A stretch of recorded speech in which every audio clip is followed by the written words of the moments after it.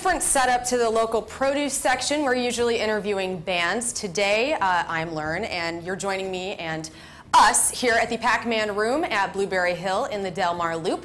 And sitting in with me are two of the creators and producer-director slash everything guys, part of a new movie, documentary, let's just call it, of American blues music. It is called America's Blues. So sitting with me, I have Patrick Branson and Aaron Pritchard. Thank you so much for joining me today. Thanks for having us. No problem. You unfolded pretty much that your entire existence from the last couple of years so far has been creating a documentary about blues music. Why do something like that? Well, I mean, it started out a little bit different. You know, I knew I wanted to make a movie on blues music sometime in my career, but then me and Aaron hooked up, and I did a short documentary for the Killer Blues Headstone Project, which is he's a vice president of.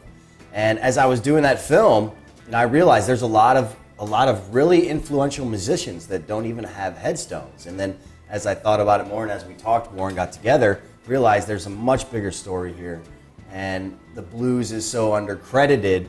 And yes, there's blues societies, and yes, that you know, there is still fans and everything, but it's still largely undercredited and you know, kind of taken advantage of in the scope of American society and entertainment. I just felt like it needed to be done. Absolutely, especially how much of a foundation for rock and roll, a lot of the rock and roll that we play on KSHE 95, it all comes from the blues. And just as you say, it doesn't most of the time get credited because it's been so long, it's been withstanding music for such a long time that people maybe aren't alive that were there when it originally popped up and was new and fresh, and then you had the Beatles and Led Zeppelin and the Stones. I mean, I think it's really cool that you're taking on such a large project to go above yourself and say, this needs to be said. For me as well, you know, there's been so many films that have been done on the history of blues music. I've been a long time blues fan, you know.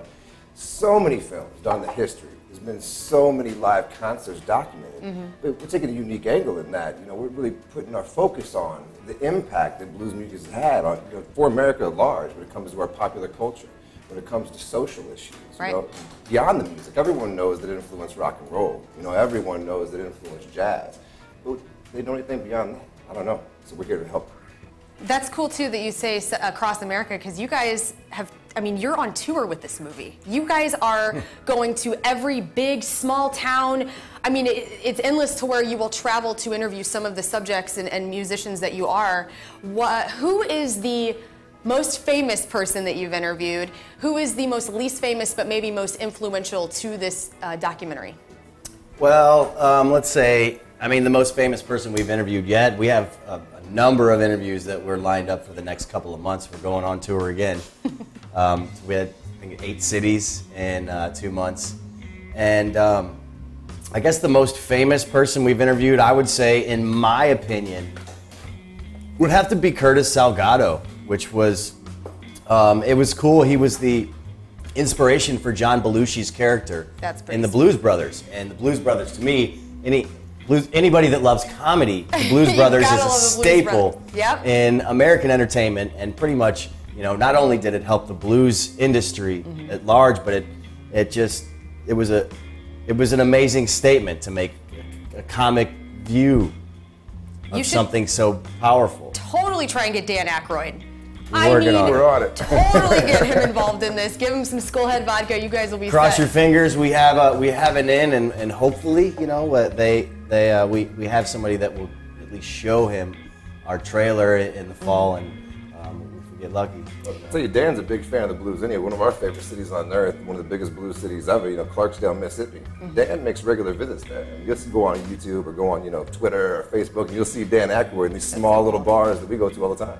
That's pretty neat. Never know, you know, crazier things that happen. We were talking off camera earlier about the fact that St. Louis, as much of a rich history it has with the blues, my God, Chuck Berry is like still in the basement of this building every month, and it sells out every month. There isn't a huge pool here for the blues to come here, for tours to really, you know, ignite this city up. A lot of people think of Memphis when they think of the blues, and we have such a powerful city that is just prolific in blues culture. Why do you think it's not as ignited here as it is? Not to go blues history on you, but I mean, the history of music here in St. Louis is unreal. When Delta blues musicians left the cotton fields and were heading to Chicago or Detroit to find work, because that's where all the factories were, where'd they stop? They stopped here in St. Louis on the way. A lot of them stayed, a lot of them left. They created this eclectic group of music like no other city has. I mean, St. Louis really does have one of the most diverse music scenes. Yeah. If you travel and you check out music scenes that I've ever seen. And Miles Davis put it best. It's kind of country. It's so damn cool. And I love that saying. I always love that. I love Miles Davis. Me too. It's just one of those things that no matter what anybody says, St. Louis music scene is thriving. But you're right. People don't treat it like a tourist attraction like they do with Memphis. But right. I'll tell you what. So you go down to Beale Street, maybe 2 blues bars left. You go over here to Soulard, you're going to see some damn good blues. Yeah, BBs, oh my God. There's a few of them. So many. You guys expect this to be released next fall, 2015, we're hoping. And you have done a IndieGoGo campaign before to raise money, and you did raise a substantial good, chunk of cash for that. But you're also promoting another IndieGoGo campaign that you're doing right now where viewers can go and donate to this, maybe speed up the process of getting it into a theater like the Tivoli. Where do they go to donate and to get more involved in this process? Well, we have a website. It's www.americasbluesmovie.com, and we do have another IndieGoGo campaign. We've managed to raise enough money for the travel that we need to take care of. Like I said, 8 cities in the next couple of months. That was all paid for by our last campaign, but now we're getting to a point where we have a timeline, and we need to start filling it with music that we need to license, and we need to start filling it with B-roll that we might have to pay to get transferred from another format or pay to license in some circumstances. So you guys can go and make a donation. We have awesome t-shirts. We have hoodies available. We have photographic prints of true American blues legends, framed and everything. Really cool stuff. Big George Brock. Big George Brock. St. Louis, Big George Brock. So, and if you guys haven't seen Big George perform, make it a point. He is one of the last true living Delta bluesmen that came from the fields. Not to cut you off, but the first person that we interviewed. True. Yeah, he was actually the first person that we interviewed. Yeah. It was so cool. I grew up listening to Big George Brock, and to be sitting in his living room, it was so amazing. That's unreal. It was so cool. That is such a cool experience for a blues lover like myself. Well, I think a lot of our KSHE audience, they think, I'm going to go ahead and throw that out there and tizzy them up, they think that they're music aficionados. I always tell people to put your money where your mouth is. So maybe this will incline them to, if they think, oh yeah, I know all about the blues, and I know, I've seen Chuck Berry a million times, all this, and they knew Brock and all that stuff. Well, okay, great. Well, then be a part of something and fund a part of St. Louis history, music history, blues history, and historic history that is coming through these 2 gentlemen right here, because you guys have just been kicking ass at it. So I'm very proud that I could be involved. Right now, we're going to take a look at a little bit of the trailer behind what you may see in the America's Blues movie. The blues come from the way that the black people was treated in the South. The words had meaning to them that you lived through daily in life. It's about feeling. And if it's about feeling, that's what life is all about. Blues music is, in other words, as you feel, what makes you happy, what makes you sad.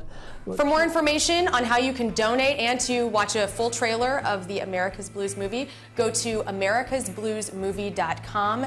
There you'll find the IndieGoGo campaign that you could become part of the funding towards this amazing and locally produced awesome movie that is hopefully going to be due out in 2015. Guys, thank you so much. Thanks for having us. No It was problem. great. All right.